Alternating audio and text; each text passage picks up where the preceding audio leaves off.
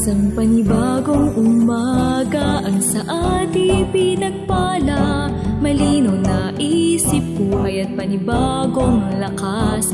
Sa maghapong paggawa hanggang sa payapang pagtulog. Tanging sambit ng puso, Ama, salamat po. Salamat po. Ibahagi pagpapala sa makakasalamuha, ang pagmamahal ng Diyos na sa atin ay lumikha.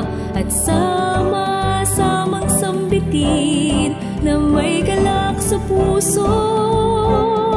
Ama, salamat po. Pasimula ng umaga at damhin ng pagpapala, araw ay gawing payapa na Espiritong Banal ang kasama. May matibay na pag-asa, tayo ay mga pinagpala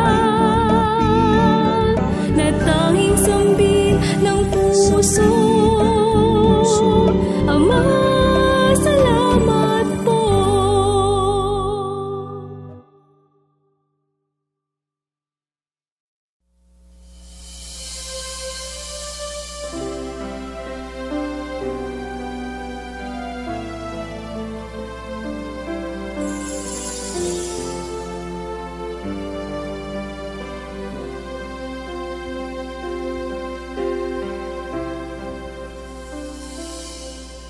Ang lubos na mga paghakbang ay akin nga namasdan. Itong mga paggawa ay nasa pintuan, siyang sa puso ko ay tumibay. Siyang nagpalakas sa aking paghihintay. Akin ngang nadama pag-ibig mo, Ama. Siyang sa akin ay umakay, inahandog itong buhay. Sadyang kay lapit ng paghihintay at makakapiling na kita. Pangako aking Ama, hihintayin kita.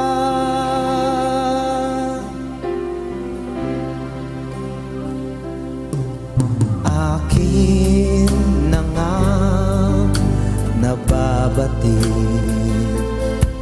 sa mundo ay may ligali. Itong mga paghakbang binihisan ng sakin. Itong mga matang sa luha ay hilang. Natakot sa puso, pag-ibig ang umarang. Akin ngang nadama pag-ibig mo, Ama.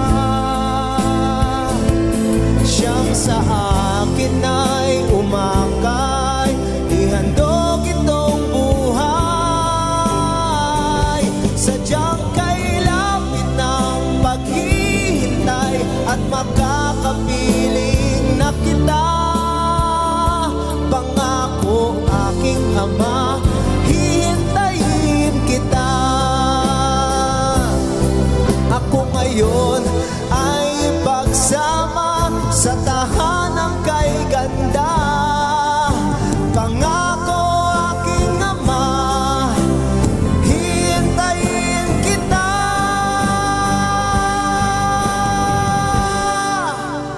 Akin ngang nadama pag-ibig mo, Ama. Siyang sa akin ay umakay, ihandog itong buhay. Sadyang kay lapit ng paghihintay at makakapiling na kita.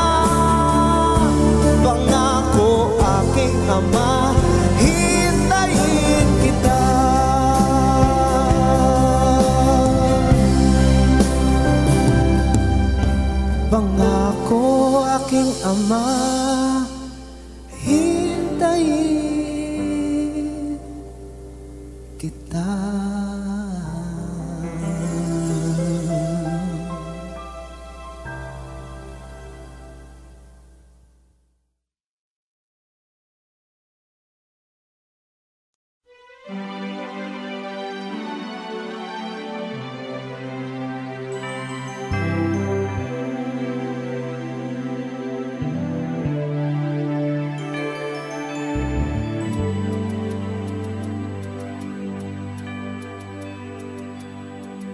Di ko man madalas na sabihin sa'yo, nawa'y makita mo sa mga paggawa ko, na mahal kita,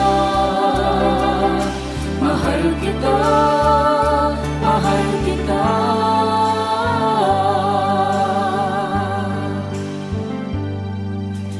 Dama mo ba ang damdamin ko? Inilaan lamang para sa'yo. Marahil kulang pa nga ito,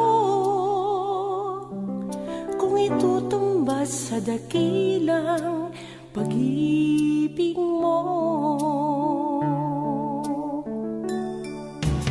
Di man madalas na sabihin ko ito sa'yo, at sa mga pagkukulang na sumpangan ako, ari nakalimot at di napatunayan na mahal kita, na mahal kitang totoo.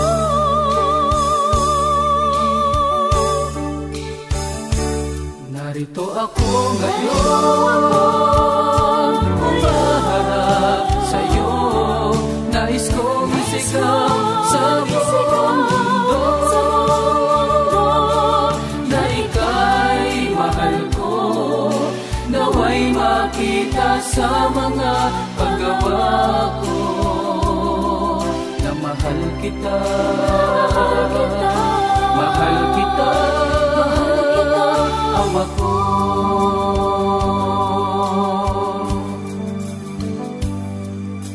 Dama mo ba ang damdamin ko? Inilaan lamang para sa'yo. Marahil kulang pa nga ito, kung itutumbas sa dakilang pag-ibig mo. Di man madalas na sabihin ito sa'yo, at sa mga pagkukulang na sumpungan ako, waring nakalimwaring na patunayan na mahal kita, na mahal kitang totoo, mahal kita. Narito ako ngayon, umaharap sa'yo. Nais kong isigaw sa buong mundo na ika'y mahal ko, nawa'y makita sa mga paggawa ko, na mahal kita, mahal kita, ama ko.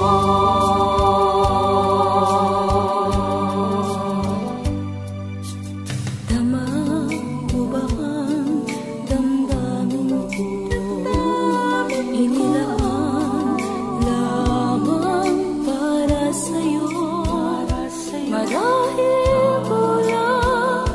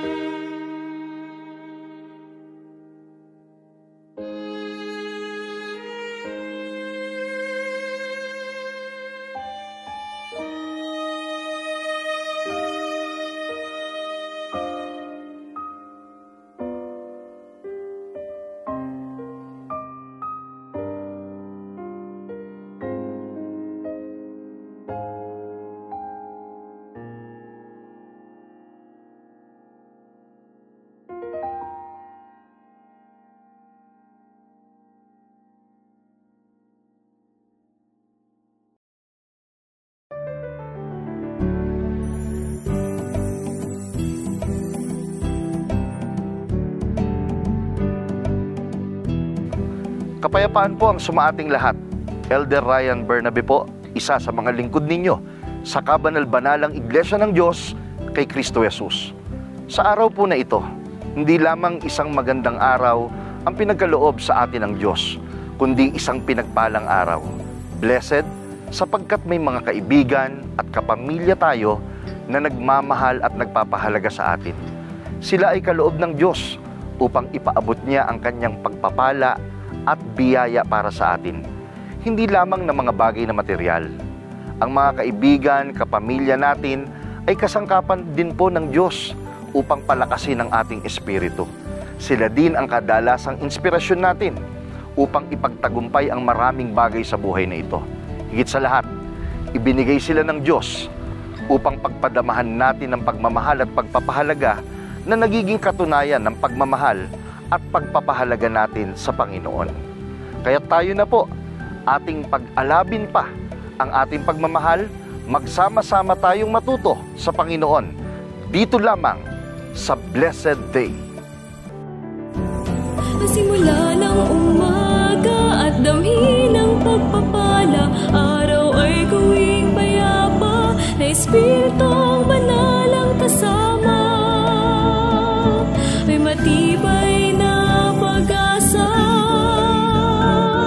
tayo ay mga pinagpala, na tanging sambit ng puso. Ama, salamat po. A blessed day to all. Isang pinagpalang araw sa inyong lahat, sa atin na mga mananampalataya sa salita ng Diyos. Napakahalaga na sa bawat araw na dumadaan sa ating buhay ay may guide tayo na nagiging batayan ng ating meditation or reflection. Kaya sa bahaging ito ng Blessed Day, aming buong lugod na ipaglilingkod sa inyo ang daily reflection na hango sa mga aklat na isinulat ng kapatid na Hiel na siyang pangunahing lingkod sa kabanal-banalang Iglesia. At ang daily reflection natin para sa araw na ito ay hango sa daily reflection na love notes.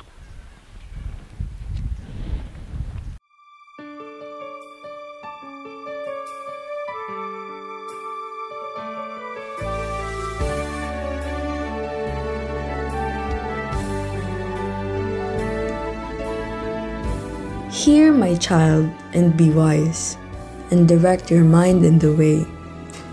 Proverbs chapter 23, verse 19. One cannot acquire knowledge and understanding, and can never be wise if he is unteachable. A wise man opens his ears and his heart to listen to advices and counsel of godly parents, godly men, and the church elders. Their words of wisdom should be our guide for material and spiritual maturity, paving the way to the graces of God. Faith comes by hearing, and hearing by the words of God. So focus your mind to increase your knowledge and understanding of the way of the Lord, and be guided and directed by it in your walk with God.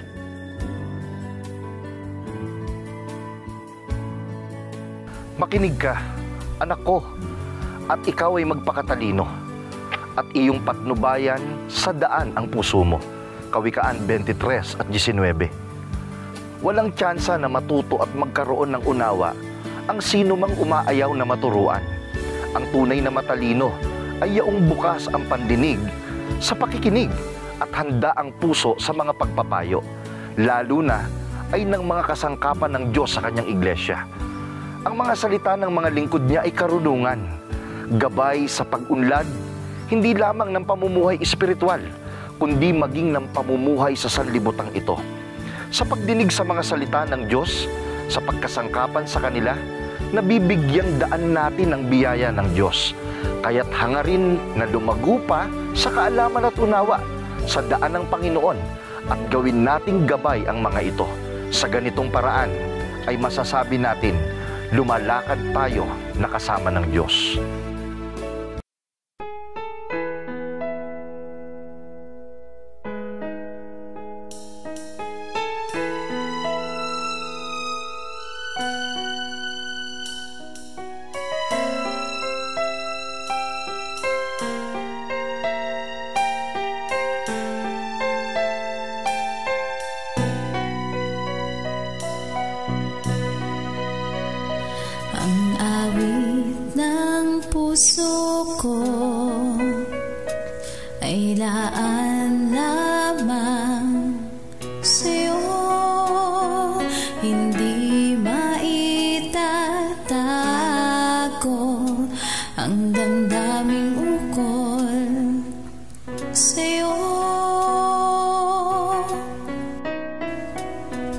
Pag-ibig na ipinamalas mo, lawak ng kalangitan, ang kapara nito.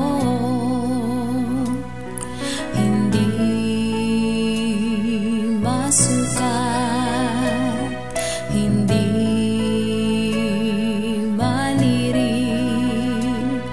ang kadakilaan mo. Kaya't akin kang hahandugan, mga gawang lakip-an, pagmamahal. Kulang man at hindi sapat, sana'y iyong pakinggan ang awit na iyong kinahawakan, marapat din sa iyong kaitaasan.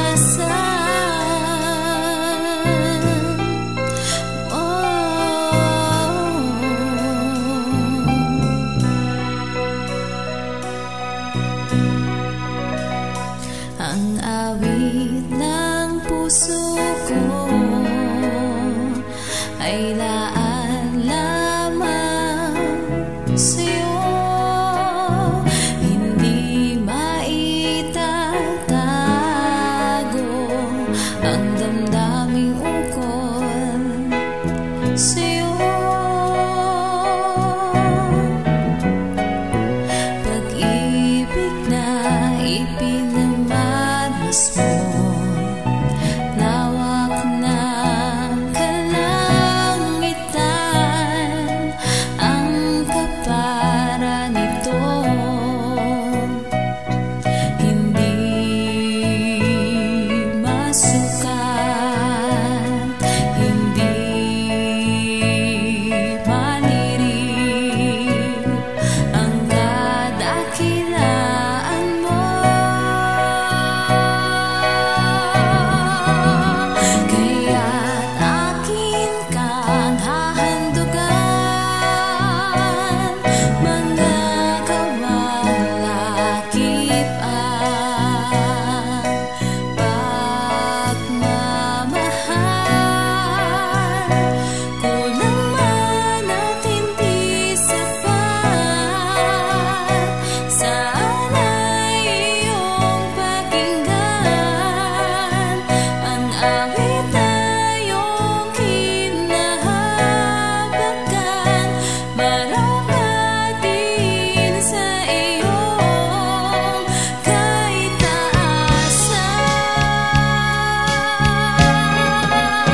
Kaya't akin kang hahandugan, mga gawang lakip-an, pagmamahal. Kulang man at hindi sapat, sana'y iyong pakinggan ang awit na iyong kinahawakan, marapat din sa iyong kaitaasan. Marapat din sa iyong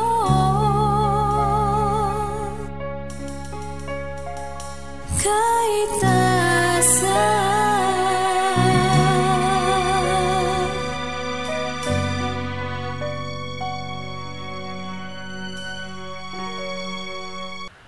A blessed day to all.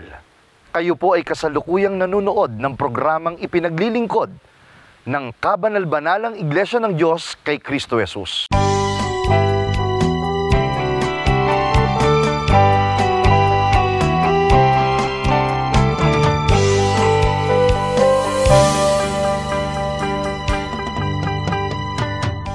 Kapayapaan po ang sa ating lahat. Ako po ang inyong lingkod, kapatid na Yoel. At ako naman po ang kapatid na Harmony. Isa na namang pagtatanghalang ating matutunghayan ngayong araw.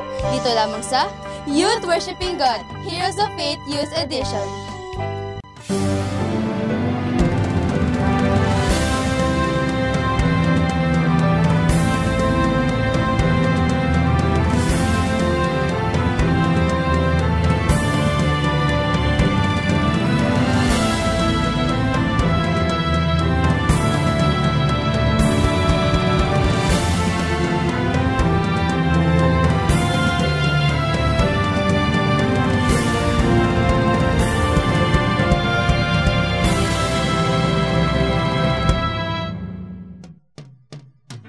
Narito na naman po kami upang ipagpatuloy ang kadugtong ng mga pangyayari tungkol sa kwento ni Mardoqueo na nasulat sa Biblia. Alam nyo ba na ito na ang huli at final episode ng kwento ni Mardoqueo na itatanghal namin sa inyo? Kaya talagang kaabang-abang ang mga pangyayari sa episode na ito. Walang kukurap ha? Grabe ka naman, partner. Wala talagang kukurap. Pero sa bagay, kahit ako na-excite na sa kung ano talaga ang mga mangyayari. Kaya ano pang hinihintay natin? Simulan na natin ang kwento. Isang gabi ay hindi makatulog ang hari. Mahal na hari, bakit gising pa po kayo? Hindi ako makatulog sa di malamang dahilan. Dalhin mo nga sa akin ang aklat ng mga alaala at basahin mo ito sa harap ko. Masusunod po. Nakasulat po dito na ang dating bantay pintuan ng kaharian na sina Bigtan at Teres ay binitay bilang parusa. Oo nga, naalala ko na sila. Sila ang nagbalak sa akin ng masama at balak nila akong patayin. Ngunit sino pala ang nagsaysay noon ng kanilang balak para iligtas ako? Ayon po dito, siya ay nagngangalang Mardoqueo. Napakalaki pala ng utang na loob ko sa taong yun. Ngunit wala akong maalala na nagawa ko sa nagawa niya. Nabigyan ko ba siya ng parangal o pagkakilala? Wala pong nagawang pagkilala, mahal na hari. Kung gayoy, nakakalungkot naman. Siguro dahil sa galit ko kala Bigtan at Teres, di ko siya nagawang bigyan ng pagkilala. Buti naman at naalala na ng hari si Mardoqueo. Oo nga, pero sana naman, this time, parangalan na talaga siya. Ayan ka na naman, partner, excited? Tignan muna natin ang kasunod na pangyayari kung saan bigla ulit eksena si Aman.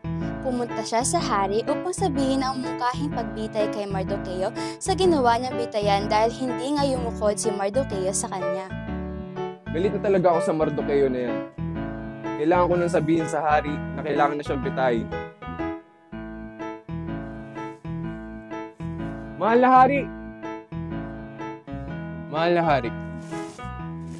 Buti pa rito ka, Aman. Sakto, may tatanong ako sa'yo. Ano po yun, mahal na hari? Ano ang sa tingin mo pwede kong gawin sa taong kinalulugdan ko? Magbigay ka nga ng mungkahi. Ano? May kinalulugdan ng hari? Sino pa ba ang maaari niyang kalugdan bukod sa akin? Baka sa akin niya gagawin ang imumungkahi ko. Mahal na hari, ganito po ang gagawin niyo sa kinalulugdan niyo. Suotan niyo po ng damit ng tulad ng sa hari.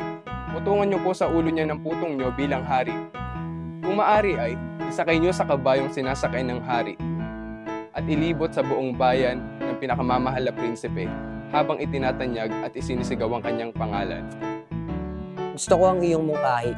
Inuutos ko na gawin mo ito sa taong nagngangalang Mardoqueo. Ang lahat ng mga minungkahi mo ay gawin mo at wala dapat na kulang. Ikaw ang maglibot sa kanya sa bayan at isigaw ang kanyang pangalan. O ayan na inihintay mo, partner. Tulad ng sinabi mo noong nakaraan, walang katumpas ng pagliligtas ng buhay. Oo nga eh. Kaya kahit ang damit niya bilang hari at kabayong sinasakyan na dapat para sa kanya lamang, ay hindi siya nagdalawang isip na ibigay. Tama, at ayun na nga ang ginawa ni Aman kahit na mabigat ito sa loob niya.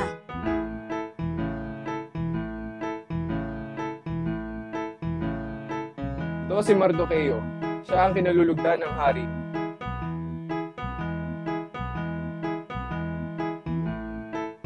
Humanda sa akin yung Mardoqueo na yan. Siya pala ang kinalulugdan ng hari. May araw din siya sa akin. Mahal na Aman, pinapapunta na po kayo ng hari para sa piging na inihanda ni Reyna Esther. At dumating na nga ang oras ng piging na inihanda ni Reyna Esther. Proud na proud pa naman si Aman na siya lang ang inimbitahan na sumalo sa hari at Reyna. Hindi niya alam na dito magsisimula ang malagim na pangyayari sa buhay niya.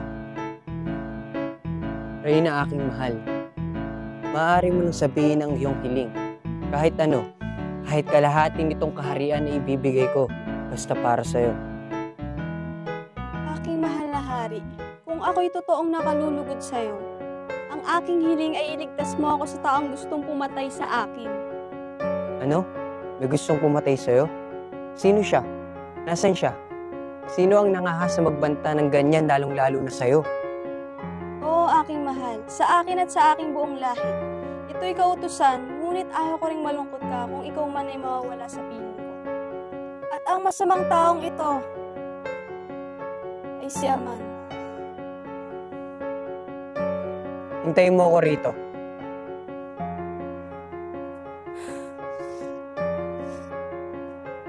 Nagmakaawa si Aman kay Esther na ihingi siya ng kapatawaran sa kanyang ginawang bantang paglipol sa mga Hudyo na di niya alam na kalahi ito ni Esther.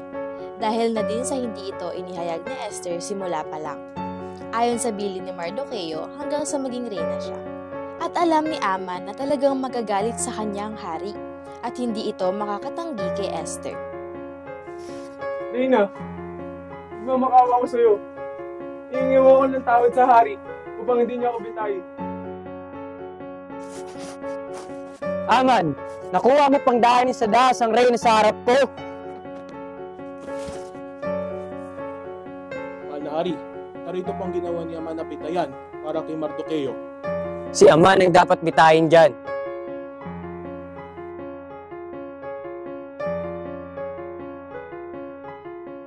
Hays, nakakaawa naman si Aman. Gumawa pa kasi siya ng bitayan. Ending, siya patuloy ang nahulog sa sarili niyang bitag. Kaya totoo din talaga na kung ano ang ginagawa mo sa iyong kapwa ay maaaring bumalik sa'yo, no? Oo nga eh.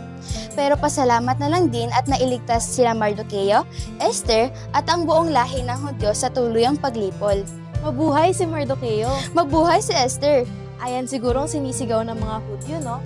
At talagang nagdiriwang sila. Nagdiriwang na? Ibig sabihin tapos na, partner? Parang ganun na nga, partner.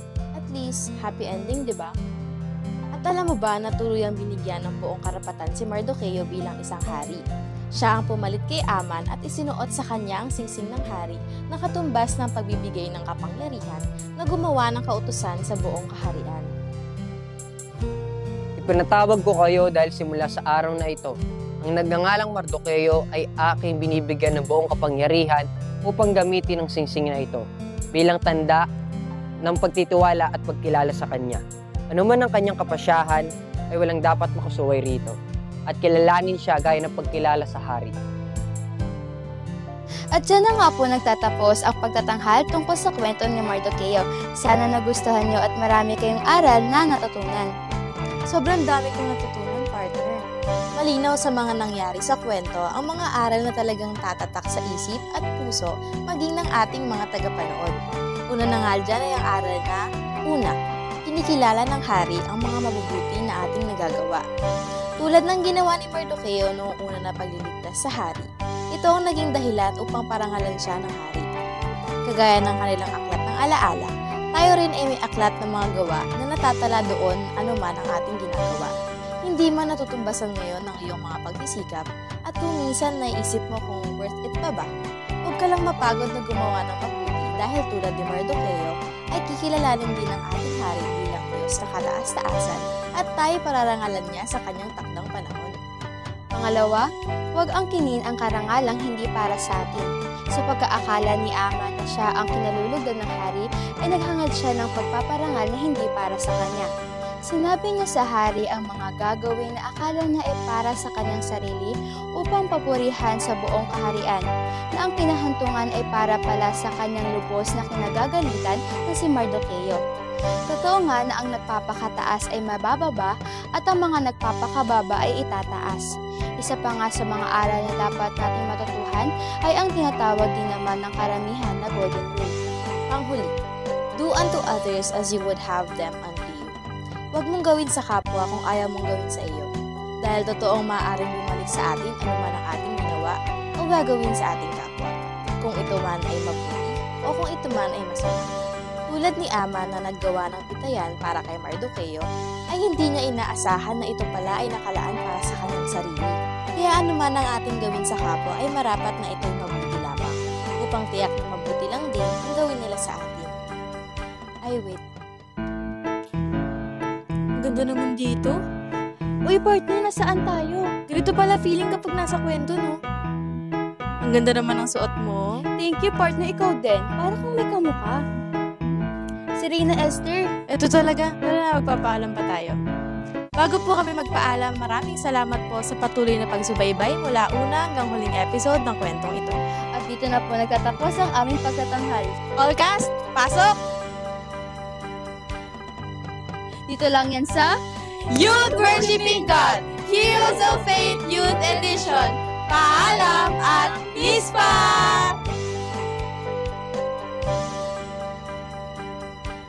Tayo po ay sumapit na sa dulong bahagi ng ating programa.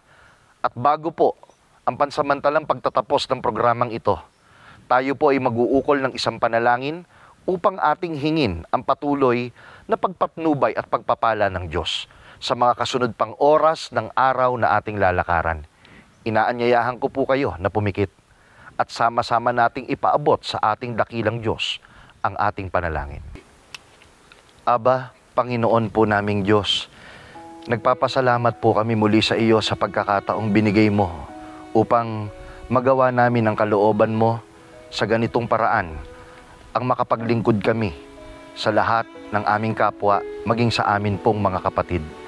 Sana po napaligaya ka namin at lagi naming maingatan sa aming kalooban ang kababaan ng kalooban.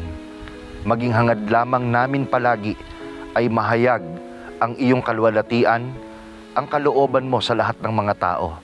Kaya po, dinadalangin din namin sila na aming mga taga-subaybay na makarating sa kanilang mga pandinig ang mga pagtuturong ito na ipinaglingkod ng iyong kabanal-banalang iglesia. At higit sa lahat, humaplos sa kanilang mga puso, umakay upang makapagpasya. Makasama namin sila sa tunay na paraan ng paglilingkod sa iyong kabanal-banalang pangalan. Ipinagtatagubilin namin ang mga darating pang araw. Maitaguyod po namin ito kasama ng kapatiran na isa ang layunin, itanghal ang iyong karangalan sa gitna ng sanlibutan. Dalangin namin ang lahat sa iyo sa pangalan mong Kristo Jesus na aming tagapagligtas. Maraming salamat po sa inyong pagtangkilik sa palatuntunang ito ng kabanal-banalang Iglesia ng Diyos kay Kristo Jesus. Kung nais po ninyong mapanood ng iba pa naming programa, mag-subscribe sa ating YouTube channel na The Most Holy Church at bisitahin ang aming Facebook fanpage na MHC Media. Upang lubos po ninyong makilala ang kabanal-banalang Iglesia ng Diyos kay Kristo Jesus, bisitahin ang ating official website na www.mostholychurch.com. Para naman po sa inyong katanungan, prayer request o libreng Bible study sa inyong tahanan, i-post lamang ang kahilingan sa comment section ng programang ito. Maaari din po kayong tumawag o mag-text sa mga sumusunod na numero. Sa Smart o Talk and Text, 0909-555-5009. Sa Globe o TM, 0926-383-0454. Sa Dito SIM, 0991-419-2027. At sa landline, 8255-6949 o 8553-0946. Maraming salamat po. Salamat po.